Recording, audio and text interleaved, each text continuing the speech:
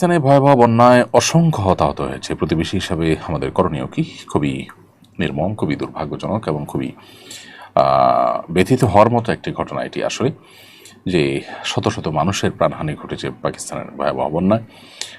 প্রতিবেশী দেশের এই দুর্যোগে আমাদের উচিত তাদের পাশে সাধ্য অনুযায়ী দাঁড়ানো। আমি অবশ্য এখনও জানি না যে আমরা সরকারিভাবে কোনো উদ্যোগ নিয়েছি কিনা রাষ্ট্রীয়ভাবে তাদের পাশে দাঁড়াবার জন্য, সেটা রেস্কিউ হোক অন্য কোনো দিক থেকে হোক।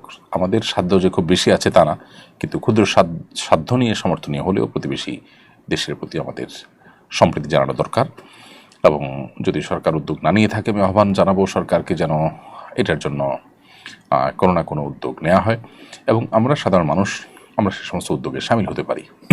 এছাড়া আল্লাহ রাব্বুল আলামিনের কাছে দোয়া করবো, নিবেদন করবো, আল্লাহ রাব্বুল আলামিন এই বন্যায় যারা মারা গেছেন তাদেরকে শাহাদাতের মর্যাদা দান করুন এবং তাদের পরিবারদেরকে আল্লাহ তাআলা শোক সামলাবার তৌফিক দান করুন।